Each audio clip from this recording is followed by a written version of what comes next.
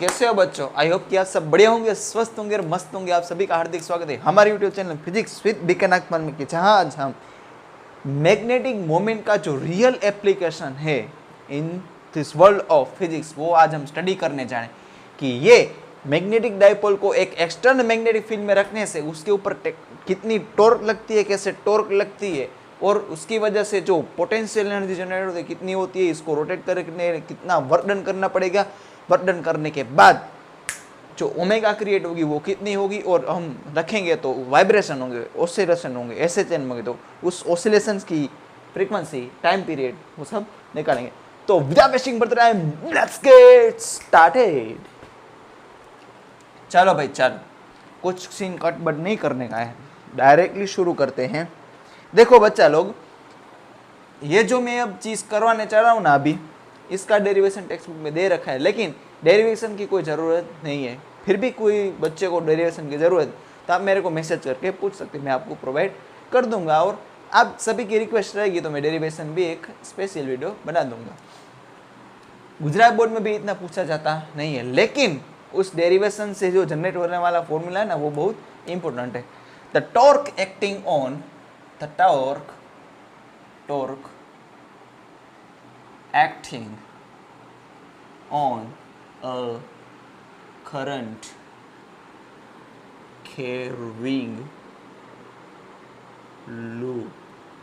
Okay, और उसकी वजह से जो जनरेट होने वाली वर्क डन है वगैरह वगैरह जो चीज़ें हम देखे जाएंगे। चलो भाई चलो, सबसे पहले जो चीज़ torque acting on a current carrying loop placed in, अच्छा ये आपको बताना पड़ेगा, placed in uniform magnetic field. Uniform magnetic field means their magnetic field lines parallel to each other and the magnitude of the magnetic field intensity will be constant all over the region। चलो यहाँ पे एक loop रखा है भाई, क्या रखा है? लूप रखा है। करंट कैरिंग लूप कहने से पहले इसमें से पहले करंट फ्लो कराना चाहिए।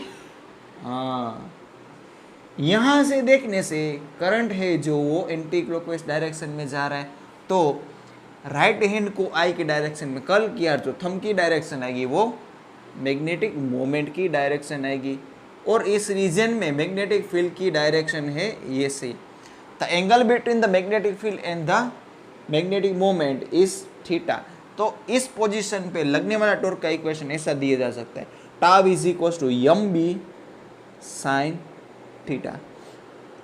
चलो वेक्टर फॉर्म में लिखते हैं, tau is equal to M cross B. याद रखना बच्चा लोग, यम पहले आएगा बाद में बी आएगा। वैसे भी जो हम फॉर्मूला लिखेंगे उसमें सबसे पहले एम लिखेंगे बाद में बी लिखेंगे, इसलिए कोई भी कंफ्यूजन जनरेट होगी नहीं। Tau is equal to M cross B, tau is equal to M B sine theta. Tau maximum कब लगेगा? जब ये loop in the direction of B होगा, मीन्स एम की जो एम और बी के बीच एंगल जो है वो 90 होगा, तब ये टाउ की वैल्यू मैक्सिमम होगी। कितनी होगी? M into B. When theta is equals to 90 degree, that means the magnetic moment and the magnetic field के बीच का एंगल 90 डिग्री होगा। टाउ मिनिमम तो हमको पता ही है 0 होगा, माइनस में नहीं कहना चाहिए, माइनस में मीन्स डायरेक्शन उलट हो जाएगी। ओके बच्चा लोग, the work done in the process of rotating, work done in the process of rotating this loop from theta is equals to theta 1 position से लेके theta is equals to theta 2 position तक। जैसे छोटू सा work is equals to force into छोटू सा displacement, वैसे ही छोटू सा work is equals to torque into छोटा सा एंगुलर डिस्प्लेसमेंट। ओहो वाह वाह वाह, ये तो आप सभी को पता ही होना चाहिए। तो work done from theta is equals to theta 1 to लेके थीटा 2 से लेके, मतलब थीटा 1 से लेके थीटा 2 तक, टाउ इंटू डी थीटा। भाई चलो थीटा 1 से थीटा 2 तक M B sine theta D theta. अरे सर जी ये कहाँ से आया? अभी तो मैंने लिखवाया, tau is equal to M B sine theta. चलो मैग्नेटिक मोमेंट मैग्नेट को चेंज नहीं करेंगे तो एम की वैल्यू भी कांस्टेंट, सॉरी एम की वैल्यू कांस्टेंट तो बाहर आ जाएगी, और फील्ड कैसी है? यूनिफॉर्म, तो बी की वैल्यू भी कांस्टेंट है, तो एम बी को बाहर बुला लीजिए। M into B integration of sine theta from theta 1 to theta 2। भाई साइन थीटा का इंटीग्रेशन होता है minus cos theta, M B into minus cos theta from theta 1 to theta 2। चलो M B cos theta 2 minus cos theta 1, cos theta 1 minus cos theta 2। हो sir जी, इसको पहले minus बार बुला लीजिए तो क्या आ जाएगा, यहाँ पे सिर्फ कोस थीटा रहेगा, तो cos theta 2 minus cos theta 1 और माइनस अंदर दे दीजिए, तो माइनस होगा वो प्लस होगा, प्लस होगा वो माइनस हो जाएगा। इतना तो पता है ना, इतनी तो कैलकुलेशन आती है ना, तो ठीक। वरना 12वीं में क्या कर रहे हो 8वीं कक्षा में चले जाओ। 8वीं कक्षा क्या 7वीं कक्षा वाले के बच्चों को भी आ जाए। चलो भाई चलो, वर्क डन हो गया। अब पोटेंशियल एनर्जी निकालते हैं। W is equal to delta U. इसमें ध्यान क्या रखने का है, जो भी हम वर्क करेंगे ना वो धीरे धीरे से ही करेंगे। मीन्स काइनेटिक एनर्जी में कोई चेंज आना चाहिए नहीं इस वाले केस में, पोटेंशियल एनर्जी फाइंड करने में। सो all the energy of rotation will be converted into, should be converted, must be converted into the potential energy। Store होनी चाहिए एनर्जी, कहीं पे वेस्ट नहीं होनी चाहिए।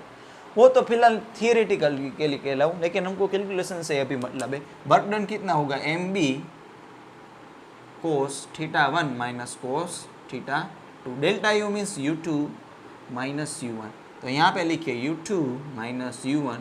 इसको हम ऐसे भी लिख सकते हैं ना, M B cos theta 1 minus cos, अरे एम बी कोस थीटा 2। इसको हम ऐसे भी लिख सकते हैं, देखो U2 minus U1 minus M B cos theta 2 plus M B into cos theta 1। एक काम कीजिए,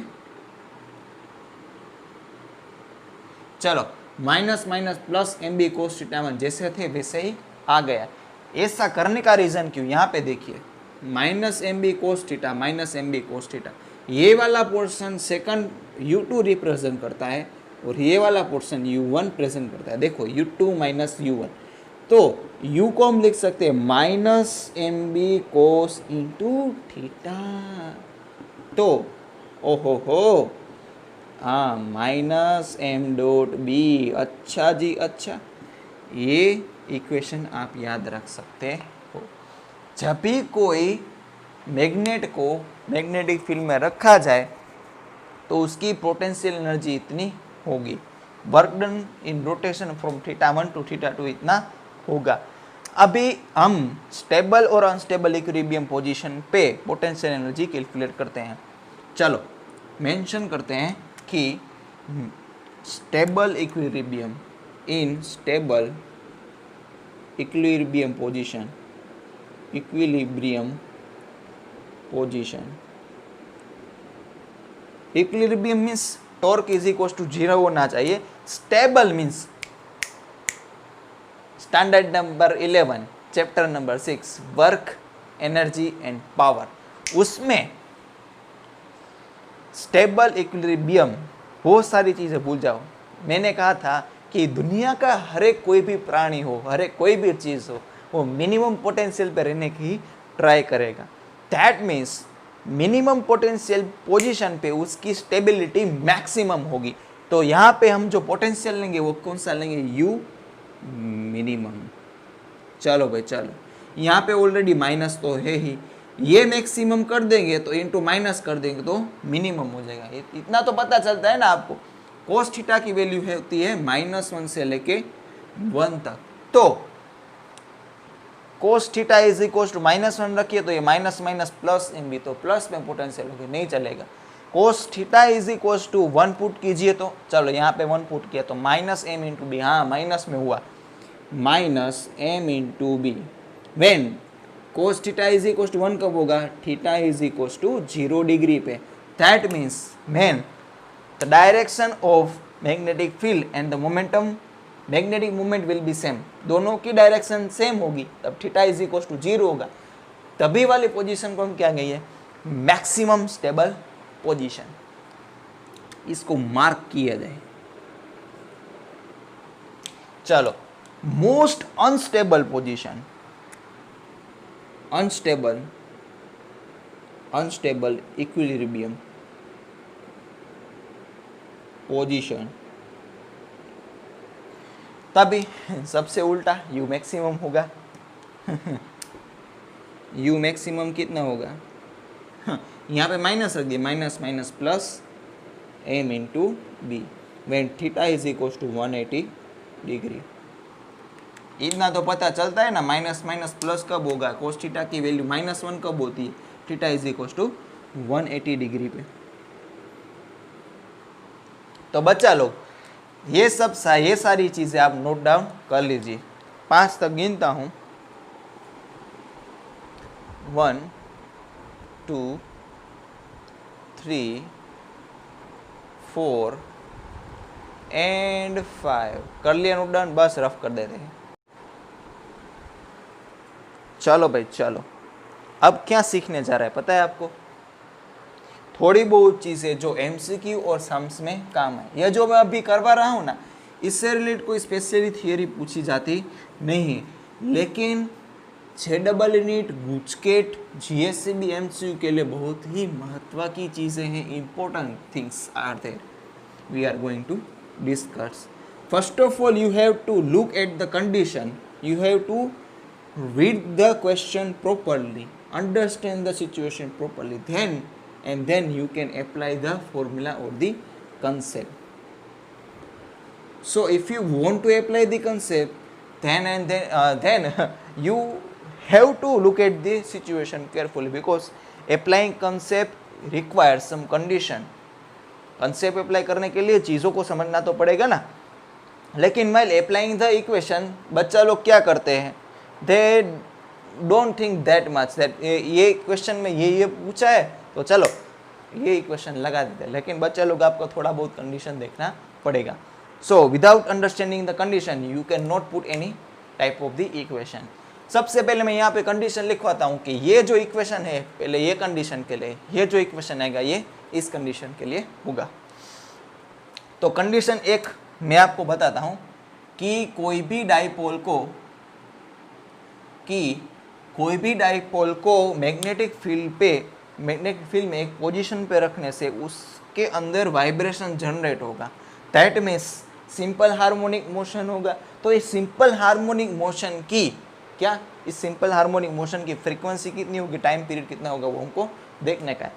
यहाँ पे मेन फोकस हम करेंगे कि जो हमने मैग्नेटिक नीडल या फिर मैग्नेटिक डाइपोल जो हमने रखी है वो एक पोजीशन पे होगी, थीटा की रेंज नहीं दे रखी होगी, थीटा इज इक्वल टू इतने पे आपको फ्रीक्वेंसी कहने, थीटा इज इक्वल टू इतने पे आपको टाइम पीरियड बताना है। तो आपको फ़र्क समझ में आना चाहिए। दूसरी मैं कंडीशन लिखूंगा ना, उससे आपको थोड़ा बहुत आइडिया आ जाएगा।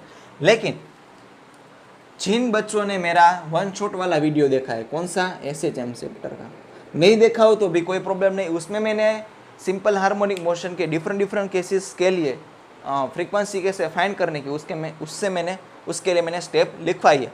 स्टेप स्पेसिफिकली ऐसे है कि आपको फोर्स फाइंड करने का है और बॉडी को थोड़ा सा डिस्प्लेस करवाने का है। डिस्प्लेस करवाने के बाद आपके पास ये रिलेशन आना चाहिए, F is equal to minus kx और या फिर F is equal to k into x, A is equal to minus omega square into x.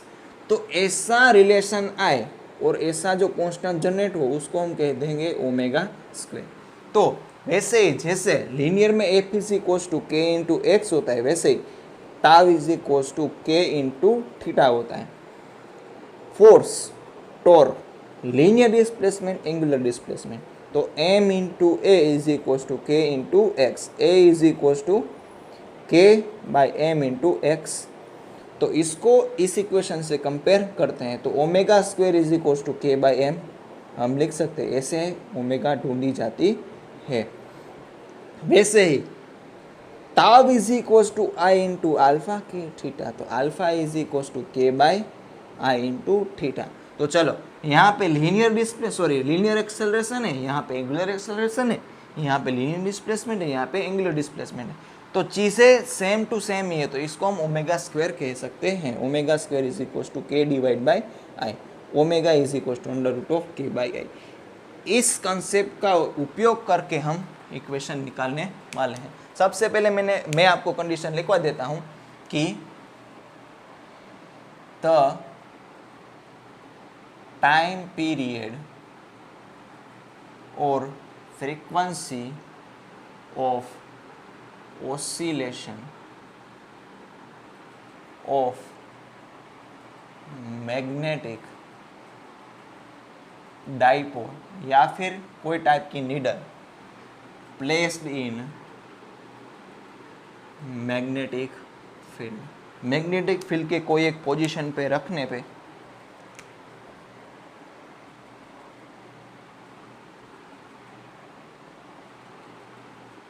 जो वाइब्रेशन या फिर SHM सिंपल हार्मोनिक मोशन हो या उनकी फ्रीक्वेंसी हमको फाइंड करने की है। चलो हमको पता है restoring torque is equals to, चलो ये छोड़ो, tau is equals to mb sin theta, और थीटा जितना स्मॉल एंगल पे डिस्प्लेस करवाएंगे तो रिस्टोरिंग टॉर्क कितना अपने आप जनरेट हो जाएगा। इसलिए हमको यहाँ पे माइनस लगाए ना लगाए, कोई हमारे कोई उससे कोई दिलचस्प वाली बात नहीं है, मतलब कुछ लगाव नहीं है उससे, मतलब अभी हम मैग्नीट्यूड के लिए काम कर रहे हैं। तो when for small angle theta tends to 0 हम लिख सकते हैं sine theta is equals to theta. तो tau is equals to M B into theta, तो इसको हम लिखते हैं I into alpha is equals to M B into theta. तो alpha is equals to M B divide by I to theta. इसको alpha is equals to omega square theta से compare करते हैं, तो omega square is equals to M B upon I, तो omega is equals to under root of M B divide by I.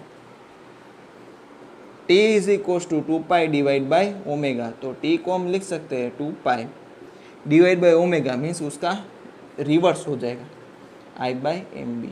This is the equation for time period of the oscillation. देखो इसमें कहाँ पे भी theta का जिक्र किया गया नहीं है। ऐसे रखने पे कितना ओसिलेशन की मतलब टाइम पीरियड फ्रीक्वेंसी होगी वो हमको बताना हो तो ये इक्वेशन यूज कर सकते हैं। फ्रीक्वेंसी फाइंड करने की हो तो f is equals to 1/t से आप फाइंड कर सकते हो। 1/t means 1/2 pi under root of I by M B, इतना तो आप कर ही सकते हो ना। चलो कोई बात नहीं। देखो दूसरी कंडीशन ये है कि ब्लैक से लिखता हूं, चलो ना। व्हेन अ डाइपोल या फिर magnetic dipole is rotated from steady position मतलब कोई रोटेशन नहीं होगा तभी एंगुलर मोमेंट एंगुलर वेलोसिटी 0 होगी। Position theta is equal to theta 1 2 theta is equal to theta 2। The value of angular velocity, देखना यहाँ पे एंगुलर वेलोसिटी की बात हो रही है। Angular velocity at theta 2 will be how much, omega theta 2 पे हमको फाइंड करने का। ओहो हो, कहाँ से ओमेगा लाएंगे हम? मैकेनिस्ट सर जी आपने यहाँ पे मिक्स कर दिया है। कोई बात नहीं बच्चा लोग, हम इधर बैठे हैं किसके लिए बैठे। चलो बच्चों कंसेप्चुअली थोड़ा बहुत चाहते हैं, लेकिन आपके लिए फाइनल में क्या है, सिर्फ इक्वेशन ही इम्पोर्टेंट है। कंसेप्ट भी सीख सकते हो आप, जिसको सीखना हो जेडबल नीट की प्रिपरेशन करते हैं। चलो ये एंगुलर वेलोसिटी है कहाँ से, एकदम से वक्त बदल दिए, बात बदल दी। चलो बच्चों suppose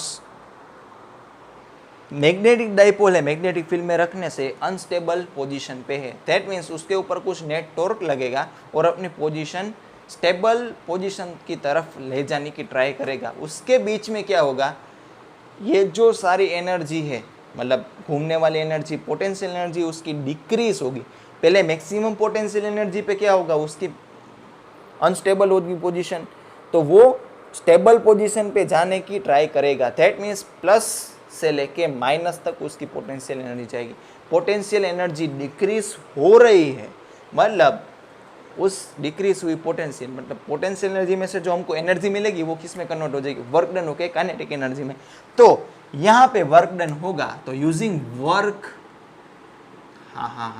energy theorem.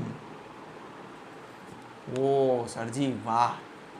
W is equals to delta K, delta K means K final minus K initial, W is equals to M B, अभी लिखा था, cos theta 1 minus cos theta 2, theta 1 minus theta 2 उल्टा आएगा, K final half I omega square.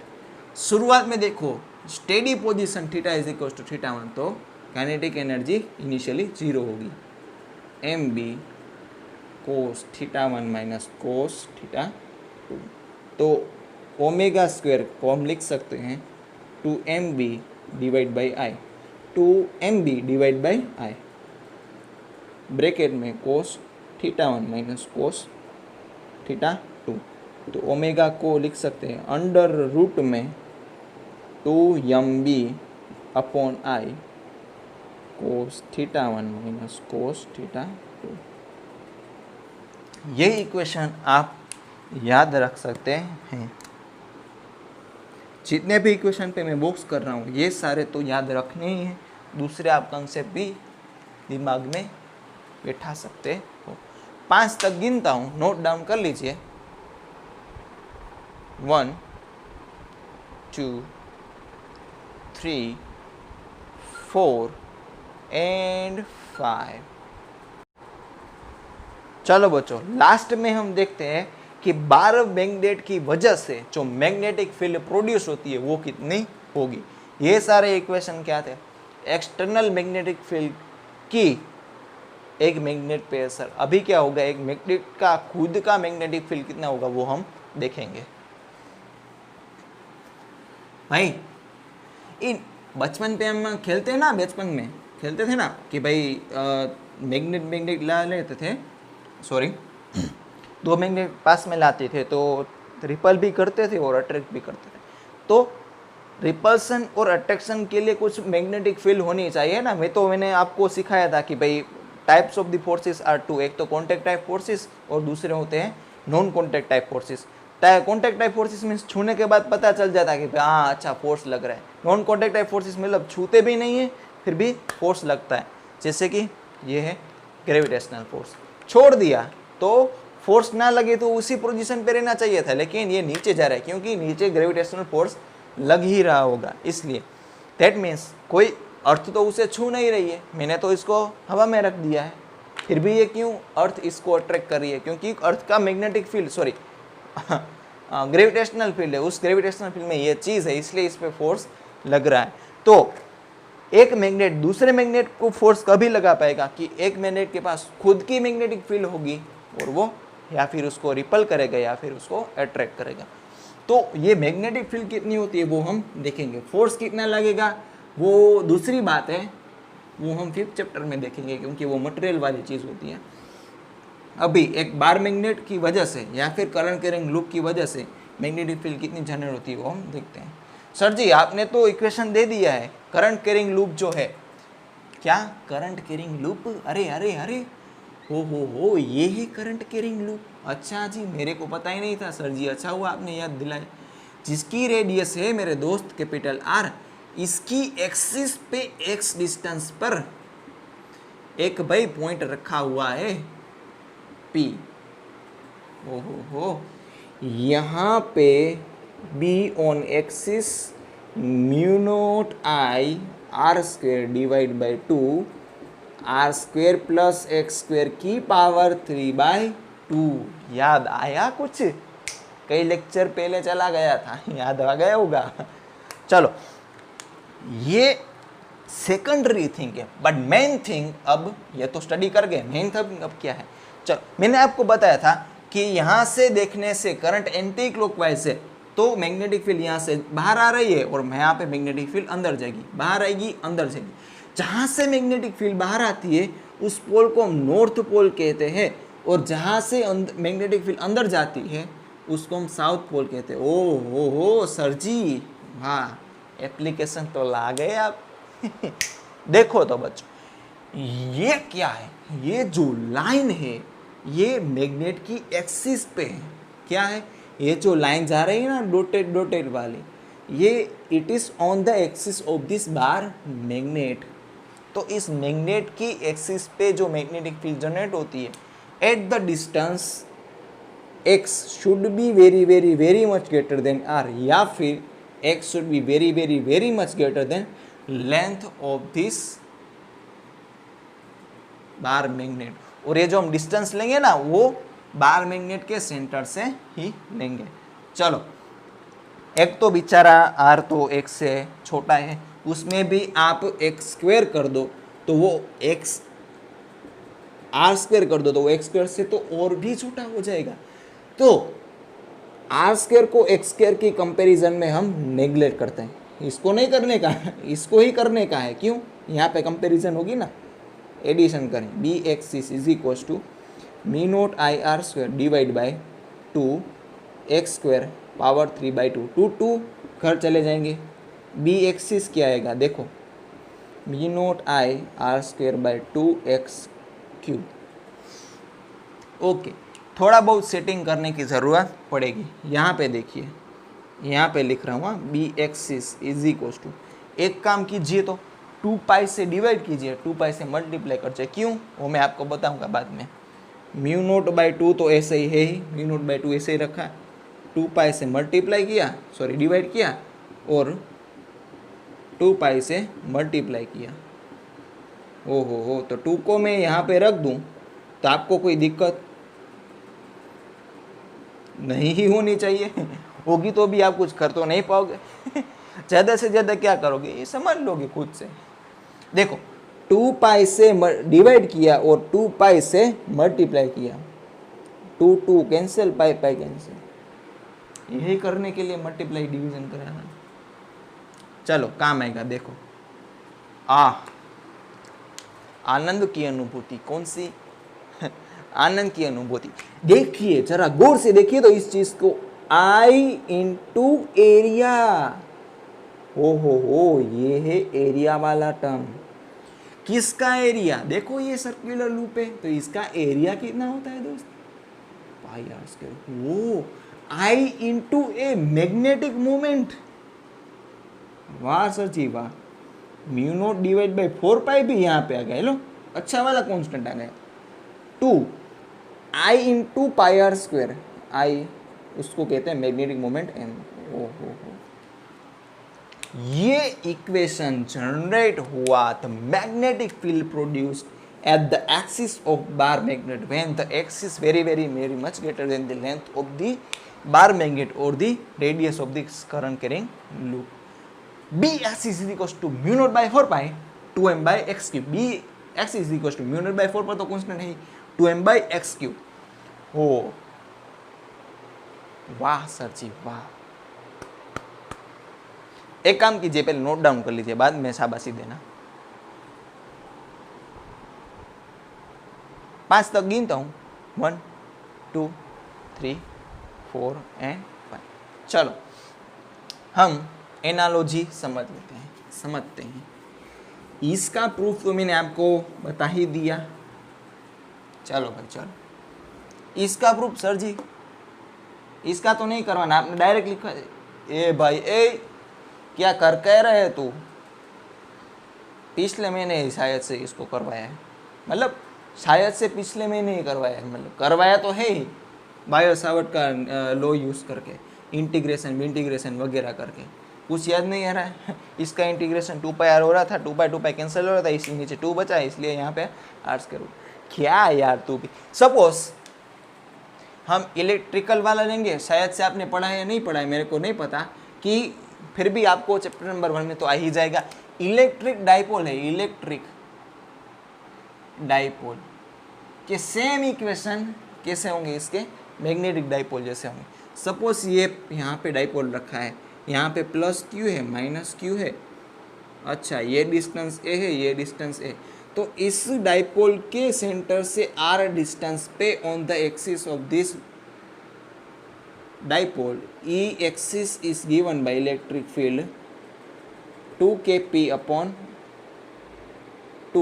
Upon r cube. तो E axis को हम ऐसे भी लिख सकते हैं 1/4 pi epsilon 2p divide by r cube. और on this equilateral axis E equator मतलब इससे एक्सिस से परपेंडिकुलर होना चाहिए एट द डिस्टेंस r। यहाँ पे E कितना होगा kp upon r cube means 1/4 pi epsilon p upon r cube. वैसे ही analogy means logic, parameters match करके, सिचुएशन मैच करके, पैरामीटर सिर्फ डिफरेंट रहेंगे, हम मैग्नेटिक फील्ड निकाल सकते हैं। ये n, ये है s, ये है बार मैग्नेट की एक्सिस और ये है इक्विलेटरल लाइन। तो यहाँ पे जो बी एक्सिस प्रोड्यूस होगा ये है लेंथ ऑफ हाफ लेंथ, ये भी है हाफ लेंथ। जो डिस्टेंस लेंगे वो है centre from this loop x should be very very much greater then l, यहाँ पे r should be very very very much greater then a। तो यहाँ पे बी एक्सिस जो जनरेट होगा वो कौन सा होगा, mu not divide by 4 pi 2m divide by x cube. देखो कंपैरिजन आप कर सकते हो, ये तो इक्वेशन मैंने आपको प्रूव करके बता ही दिया है।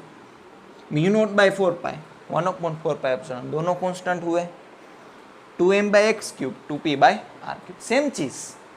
Magnetic moment electric moment, distance का क्यूब सेम चीज, सेम फंडा।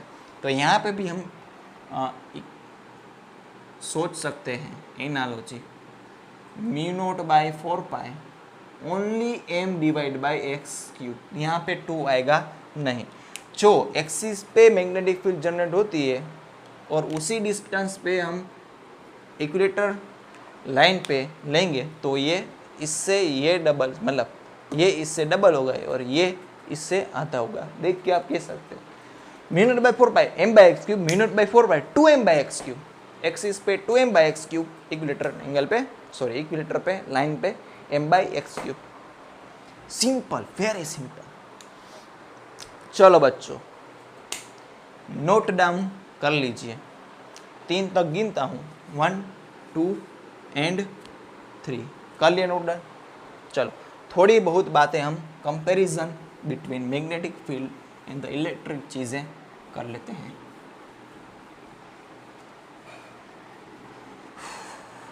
चलो भाई चलो, ये इलेक्ट्रिक वाला, ये मैग्नेटिक वाला, अब होगा घमासान युद्ध। चलो E का इक्वेशन है 1/4 pi epsilon not Q divide by R square.